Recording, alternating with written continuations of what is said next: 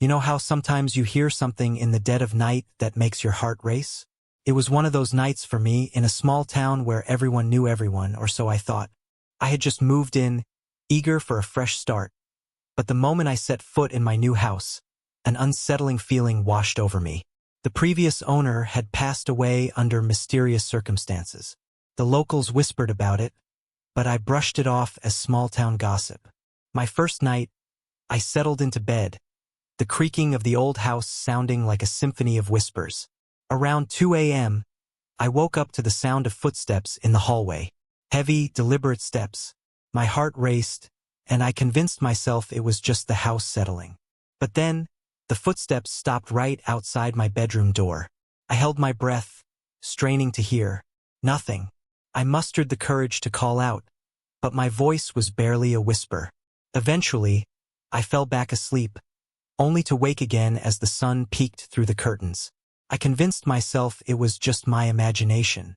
Days turned into weeks, and the footsteps continued almost nightly. I started to notice odd things around the house. Lights flickering, cold spots in the hall, and a mirror that seemed to reflect movement behind me when I looked away. One evening, I decided to confront the issue head-on. I set up my phone to record in the hallway, hoping to capture something. Anything. I went to bed, heart pounding with anticipation.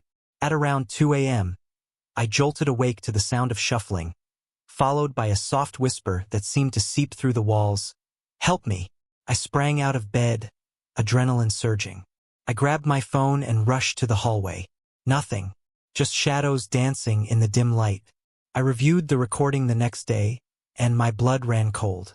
There, clear as day, was the silhouette of a figure standing at the end of the hall. Just for a split second, then gone. Feeling overwhelmed, I reached out to the locals for answers. They told me about the previous owner, a woman who had been deeply troubled and believed she was being haunted. They mentioned something else. She had a daughter who had gone missing years ago. The case was never solved. That night, I did something I had never done before. I lit a candle, sat in the living room, and called out to the spirit. I didn't expect a response, but I felt a chill in the air, and the flickering candlelight cast eerie shadows. Then, I heard it again. "Help me." I asked what it needed, but the only response was silence, thick and suffocating. I finally admitted that I couldn't help. The house felt alive with despair, and I knew I couldn't stay. The next day, I packed up my things and left. As I drove away, I glanced in the rearview mirror. For just a moment, I thought I saw her. A young girl, standing in the window watching me leave. I haven't looked back since. Sometimes, I wonder if the new owner hears her whispers or feels the weight of that sorrow in the halls. I hope they find a way to help her, because some stories don't end when we leave. As the months went by, I tried to forget about the house, but the memory lingered like a shadow. I settled into a new apartment in town, but every time I passed by my old street, an inexplicable pull tugged at me. It was as if the house was calling me back, begging for closure. One evening, curiosity got the better of me. I drove to my old neighborhood, parked a few houses down, and walked towards the familiar facade. The windows were dark, but the air felt charged, as if the house was waiting for me to step back inside. I hesitated at the front door. Would she still be there? Was it foolish to go back? Yet something compelled me, and before I knew it, I was inside, the door creaking ominously behind me. The atmosphere was thick with silence, but the memories rushed back. I felt the chill immediately, colder than I remembered. I moved through the dimly lit rooms, the echoes of the past haunting every corner. When I reached the hallway, I stood still, heart pounding, listening for any sign of her. Suddenly, a soft sound echoed, a child's giggle. My blood ran cold. It was the same laugh I had heard in the recordings. Came from the attic. I hesitated, grappling with fear, but that nagging pull pushed me forward. I climbed the creaking stairs to the attic, the air growing heavier with each step. The door was slightly ajar, a sliver of light spilling out. I took a deep breath and pushed it open. Dust danced in the beams of light, and there, in the center of the room, was an old toy chest, its lid slightly open. I approached slowly, glancing around for any sign of movement. The room was cluttered with forgotten relics, but all I could focus on was that chest. As I reached for the lid, a wave of cold washed over me, and I felt an almost tangible presence behind me. "Help me!" The voice was clearer now, and I turned, heart racing, but there was nothing there. I swallowed hard and opened the chest. Inside were dusty dolls, clothes, and a diary, its cover worn but intact. My hands trembled as I pulled it out, the name Lila, scrawled on the first page. Flipping through the pages, I found Lila's thoughts, her hopes, and fears. She wrote about playing hide and seek, about a dark figure she often saw in her dreams, and about wanting to go home. Each entry pulled me deeper into her world, the haunting innocence of a child trapped in time. Then, I came across a drawing that made my breath catch. A sketch of the house, but in the corner was a dark shape, a shadow looming over it. Beneath it, Lila had written, "He won't let me go." Suddenly, the air shifted. I felt an overwhelming heaviness pressing down on me, and the attic door slammed shut. Panic surged as I rushed to the door, but it wouldn't budge. "Let me out!" I screamed, the walls closing in around me. And then I heard it again, the giggle, followed by a low, menacing whisper. "You can't leave. You have to help me." My heart raced as I realized this wasn't just Lila's story. It was a warning. I needed to find out who or what was keeping her trapped. Desperation filled me, and I pounded on the door. "I will help you," I shouted, hoping my words would reach her. The pressure in the room lessened for a moment, and the door creaked open just a crack. I squeezed through, stumbling back into the hallway, the diary clutched tightly in my hands. I had to learn more about Lila, about the shadow that held her captive. But as I made my way downstairs, I felt a cold breath on my neck, and the unmistakable sound of footsteps followed me, echoing through the empty house. "Help me!" It was clear I had only just begun to scratch the surface of this chilling mystery. I knew I had to dig deeper, but I also knew I was in over my head. Could I really uncover the truth and free Lila? Or was I walking into a trap set by a force I couldn't understand? Don't forget to subscribe and like if you liked this story. As I hurried down the stairs, the whispers intensified, almost drowning out my own thoughts. I could feel the weight of the house pressing down on me, each step echoing with the memories of Lila and the dark figure that seemed to loom over us both. Once outside, I took a deep breath, the cool night air hitting my face like a splash of cold water. But the relief was short-lived. I knew I couldn't just leave. I had to uncover the truth. The diary was my only lead, and I clutched it tightly, feeling the rough edges against my palm. I decided to go back to the town library, hoping to find any records about the previous owner and her daughter. As I drove, I felt a strange pull, as if the house was watching me from behind, whispering secrets only I could hear. The library was a quaint old building, filled with the smell of aged paper and leather bindings. I headed straight for the archives, digging through dusty files until I stumbled upon an article that sent chills down my spine. It detailed Lila's disappearance and her mother's frantic search, but it also mentioned a neighbor, a man who had lived nearby, known for his strange behavior and the shadows that seemed to cling to him. I copied down the address and made my way there, the air thick with apprehension. As I approached the rundown house, I noticed the weeds had overtaken the yard, and the windows were boarded up, giving it an eerie, abandoned look. I knocked cautiously, my heart pounding in my chest.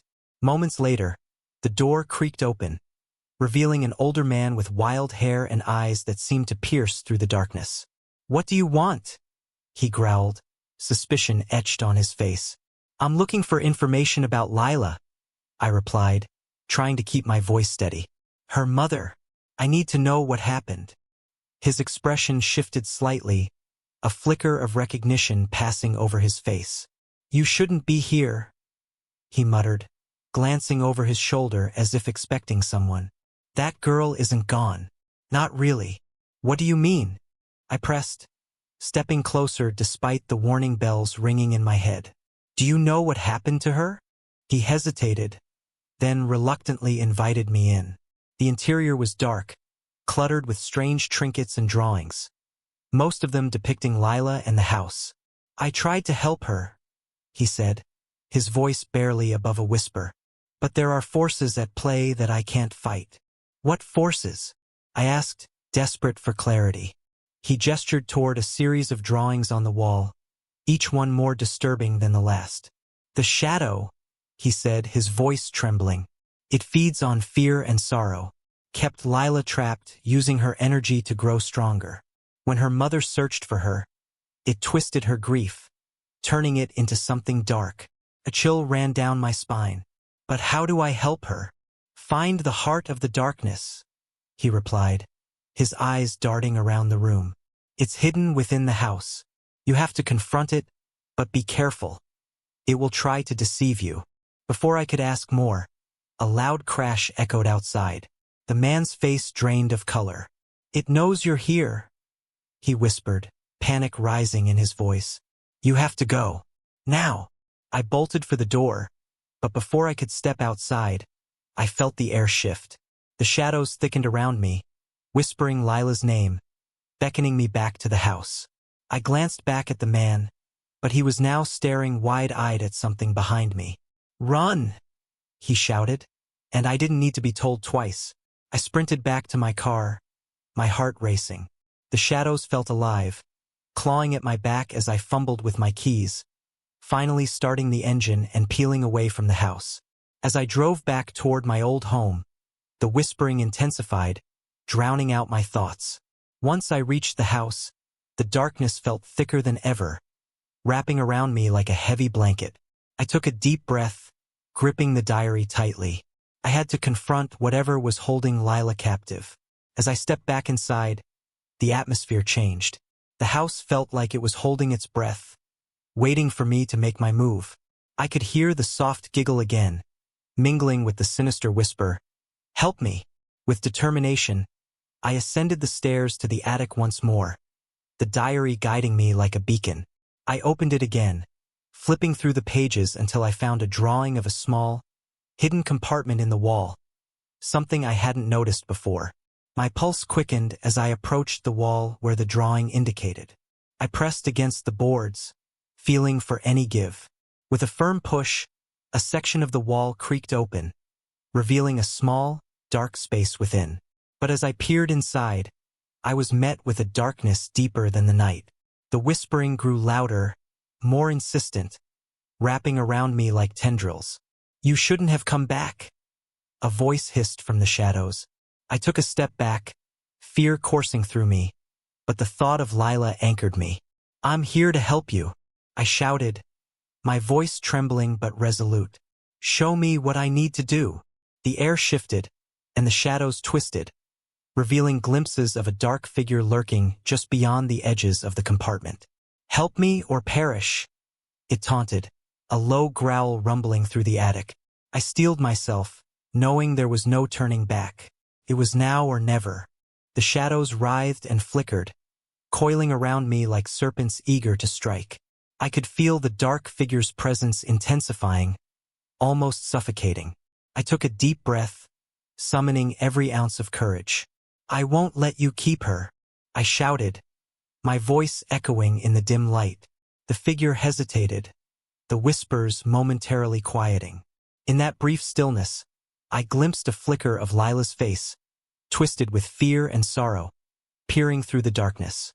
It ignited something within me, a fierce determination to save her. "Lila, I'm here," I called out, reaching into the compartment, feeling around for any sign of her. "You're not alone. I'll find you." As I pushed deeper into the dark space, I felt something cold and smooth under my fingers. A locket. I pulled it out, the gold surface catching the faint light. It was engraved with a delicate floral pattern. With a trembling hand, I opened it, revealing a tiny picture of Lila and her mother, both smiling. In that moment, the shadows recoiled, as if the light from the locket burned them.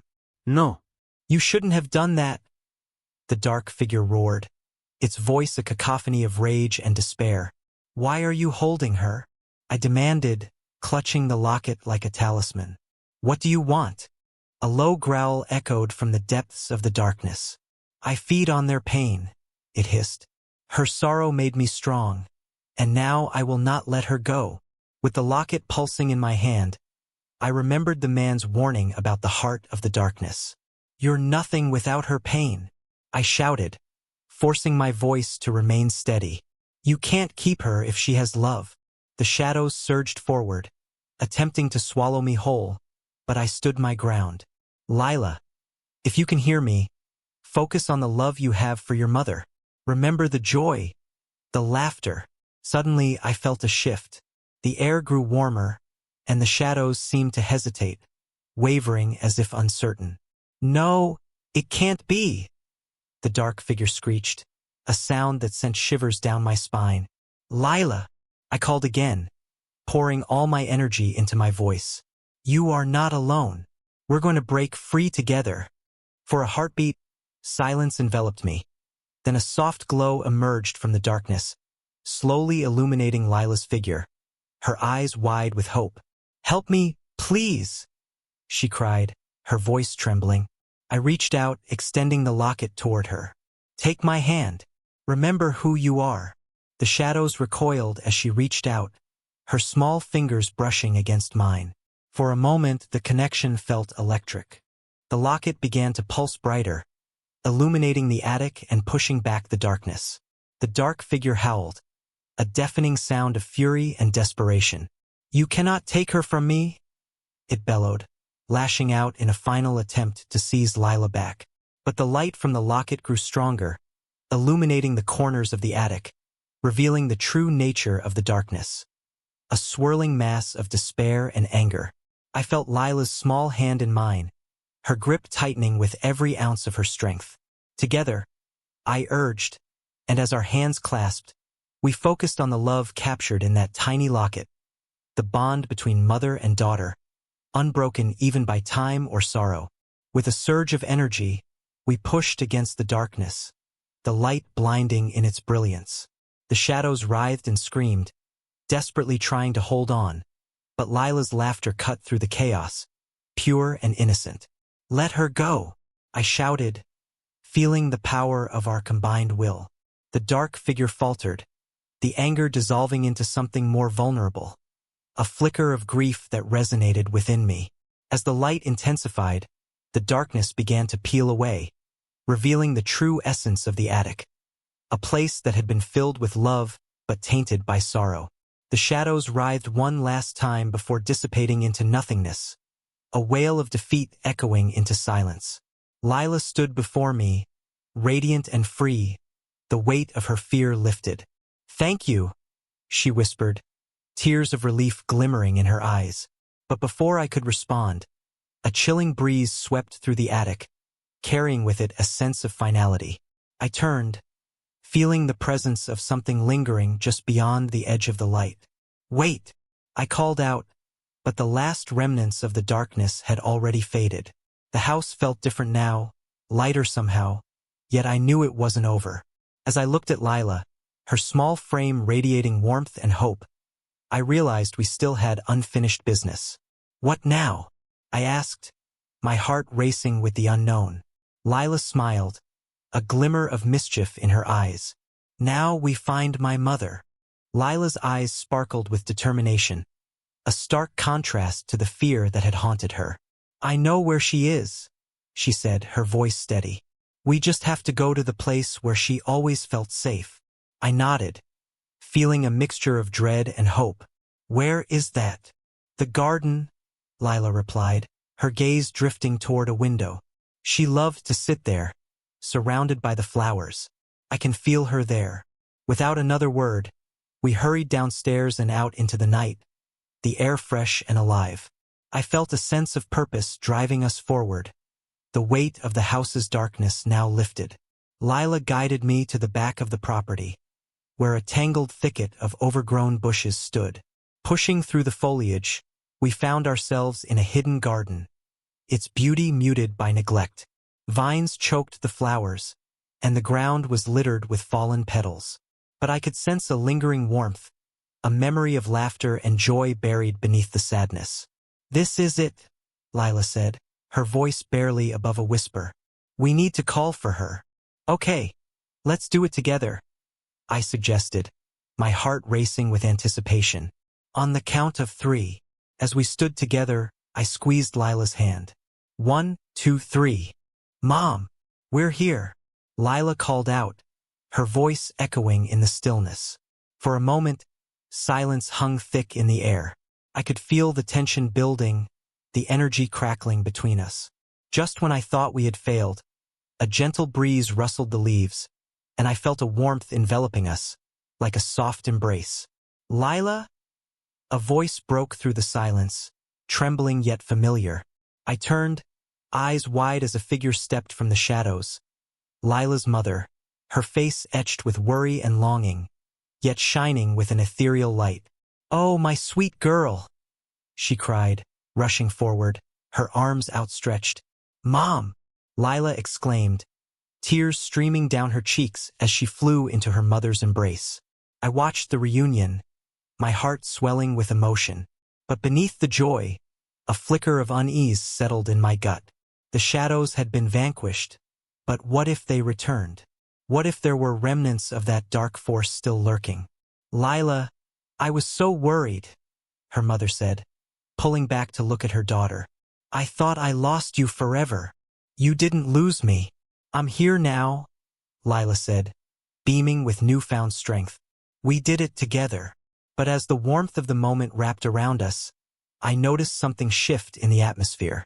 The garden, once vibrant with the remnants of life, felt suddenly colder. The shadows behind the trees began to stir, creeping toward us like a dark tide.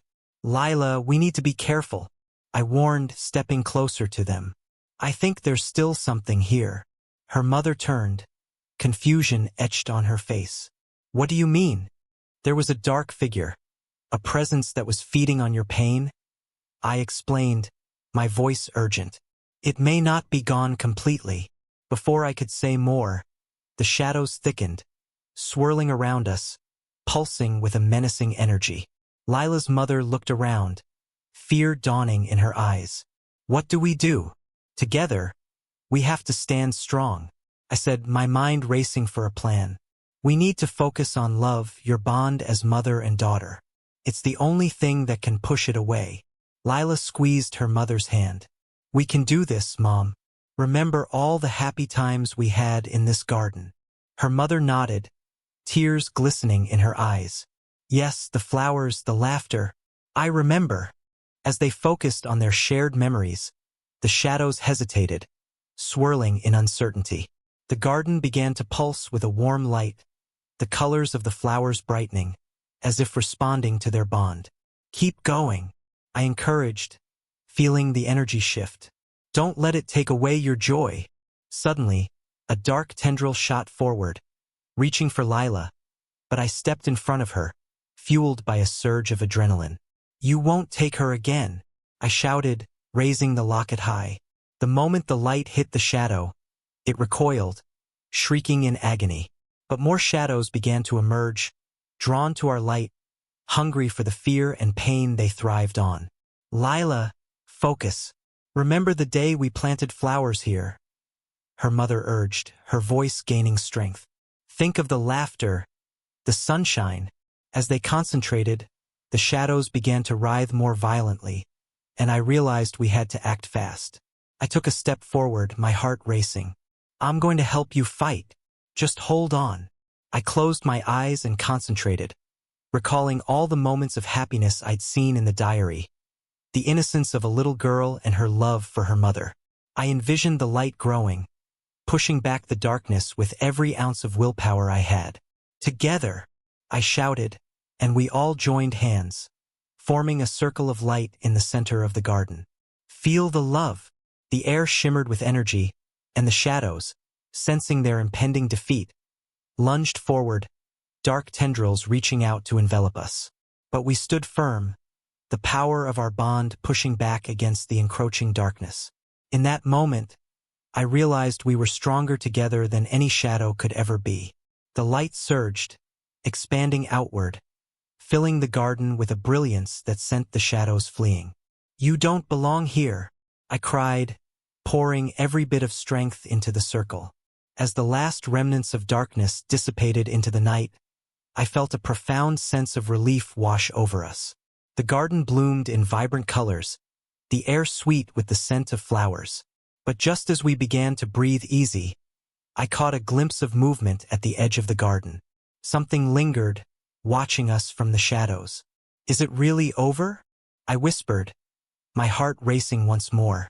Lila and her mother looked at me, their faces a mix of hope and uncertainty. "What do we do now?" Lila asked, her voice trembling slightly. I took a deep breath, knowing our fight might not be finished yet. "We need to understand what we're up against. There's still something out there, and we have to be ready. Don't forget to subscribe and like if you liked this story."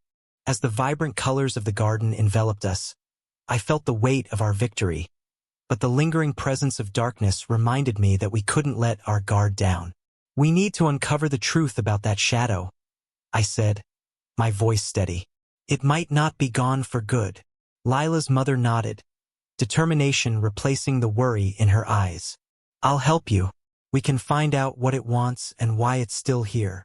With renewed purpose, we ventured back toward the house, retracing our steps. Lila clutched her mother's hand tightly, her small frame radiating courage. The diary still tucked under my arm felt like a beacon of hope, guiding us through the shadows. Inside, the atmosphere was different, lighter, yet the remnants of sorrow still clung to the corners like cobwebs. We gathered in the living room, the flickering light casting dancing shadows on the walls. "Let's read through the diary again," I suggested, flipping to the pages I had memorized. There might be something we missed. As we read through Lila's thoughts, we uncovered her fears and dreams, but it was a passage near the end that caught my eye. "The dark figure watches me," Lila had written. "Sometimes, I feel it wants something from me, but I don't know what. What could it want?" Lila's mother asked, her brow furrowed. "I think it feeds on despair," I replied, piecing together the fragments. "It might have been tied to the loss you both experienced. It thrives on those emotions. But how do we stop it?" Lila asked, her voice small but filled with hope. I took a deep breath, feeling the weight of the challenge ahead. "We have to confront it directly. It's hiding in the pain it caused. We can use our love and memories against it." The three of us gathered in a circle, holding hands again, the locket resting in the center like a talisman. "We'll channel everything we feel for each other, every happy memory, every moment of love," I said, my heart pounding with anticipation. As we closed our eyes, I focused on the warmth of the bond between them, mother and daughter, united in their love. I thought of Lila's laughter, her mother's soothing voice, the beauty of the garden that had once been their sanctuary. "Together," we whispered, and as we did, the air around us shimmered with energy. But just as the light began to build, a cold wind swept through the room, snuffing out our warmth. The shadows coiled back, angry and desperate. "You think you can take her from me?" the dark figure roared, manifesting in front of us, its form twisting and writhing. "We're not afraid of you," I shouted, my voice rising against the darkness. "You've fed on our pain for too long. You don't own us anymore." As the shadows surged forward, we stood firm, pouring every ounce of love and light into the center. "Remember the joy," Lila's mother cried, her voice a rallying cry. "Remember the laughter, the love we share." With a surge of energy, our bond exploded outward, a blinding light pushing against the darkness. The figure shrieked, flailing as it began to disintegrate, the power of our love overwhelming it. "Let her go," I cried, feeling the pulse of energy grow stronger. The figure thrashed and writhed, but it was no match for the purity of our connection. With one final scream, the darkness shattered, dissolving into nothingness as light filled the room, wrapping us in warmth and safety. As the light faded, I opened my eyes, blinking against the brightness. The atmosphere felt different, calm, peaceful. The remnants of the shadows had vanished, leaving behind only a sense of serenity. Lila and her mother embraced, tears of relief streaming down their faces. "We did it," Lila whispered, her voice trembling with emotion. Together, her mother replied, pulling her close. I smiled, overwhelmed by the moment. You're both free now. The darkness is gone. But even as I spoke, I felt a familiar energy shifting in the air. Glancing toward the window, I saw the first light of dawn breaking over the horizon. We should go outside, I suggested. Let's see what the world looks like now. We stepped into the garden, the sun rising, painting the sky in hues of gold and pink. The flowers, once choked by shadows, were now vibrant and alive, their petals glistening with morning dew. Look, Lila exclaimed, running to a patch of flowers. They're beautiful. Her mother knelt beside her, a look of awe on her face. They are. Just like you, my sweet girl. As the sun rose higher, I felt the warmth enveloping us, a sense of renewal washing over me. The air was filled with the sweet scent of blooming flowers, and the garden buzzed with life. But as I turned to leave, I felt a light breeze stir behind me, carrying a whisper on the wind. Thank you. I glanced back, a sense of closure filling my heart. Whatever darkness had lingered was truly gone, replaced by the love and memories that would always bind Lila and her mother together. As we walked away from the house, I felt a sense of peace settle over me, knowing that I had helped them reclaim their joy. The past would always be a part of them, but it would no longer define their future. Let's create new memories, I suggested, glancing at Lila and her mother, their smiles radiant against the backdrop of the awakening world. And as we stepped forward into the dawn of a new day, I knew this was only the beginning of their journey, one filled with love, laughter, and the promise of brighter days ahead. Don't forget to subscribe and like if you liked this story.